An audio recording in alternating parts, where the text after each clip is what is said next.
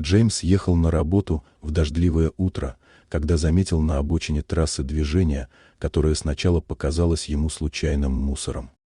Но присмотревшись, он понял, что это было нечто гораздо более тревожное. Маленькая собака, вся промокшая и грязная, пыталась укрыться от дождя рядом с 3 щенками.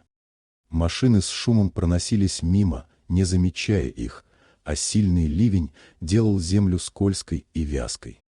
Джеймс остановил машину и осторожно подошел к животным. Мать была истощена, дрожала от холода, а щенки, прижавшись друг к другу, тихо пищали. Он понял, что кто-то безжалостно выбросил их на дорогу. Сердце мужчины сжалось от боли и сострадания. Он аккуратно посадил собаку с малышами в багажник и укрыл их своей курткой, чтобы они хоть немного согрелись. По пути в ближайшую ветеринарную клинику Джеймс не мог перестать думать о том, что эти крошечные существа оказались на грани опасности из-за человеческой жестокости. Дорога была скользкой, дождь хлестал стекло, но он ехал медленно и осторожно, ведь каждая секунда могла стоить жизни щенкам и их матери. В клинике их встретили заботливые ветеринары. Джеймс объяснил ситуацию, и сотрудники начали осмотр и лечение. Мать оказалась голодной, покрытой грязью и легкой простудой, а щенки – истощенными, но с крепким духом. Ветеринары вымыли и согрели животных, дали им пищу и лекарства, чтобы вернуть силы. Джеймс сидел в углу клиники, наблюдая, как маленькие существа медленно начинают доверять человеку. Он чувствовал глубокое облегчение и тихую радость. Они были в безопасности.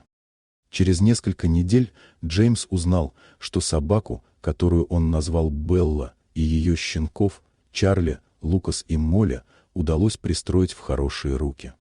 Каждому животному подобрали заботливых владельцев, которые обещали любовь, внимание и безопасный дом. Джеймс представлял себе, как они бегают по зеленым дворам, играют и спят под теплыми одеялами, и сердце его наполнялось тихим счастьем. Он часто думал о том дне на трассе, о грязи, холоде и дождливом утре, когда маленькая жизнь зависела от его решения. Спасение Беллы и ее щенков напомнило Джеймсу, что даже один человек способен изменить судьбу, подарить надежду и любовь тем, кто в этом особенно нуждается. С того момента он иногда приезжал к ветеринарной клинике, проверяя, как идут дела у животных, и понимал, что в мире все еще есть место доброте. Маленькая собака и ее щенки, когда-то брошенные и забытые, теперь жили счастливо, окруженные теплом и заботой, а память о том дожде и опасной трассе навсегда осталась в сердце мужчины, который сумел их спасти.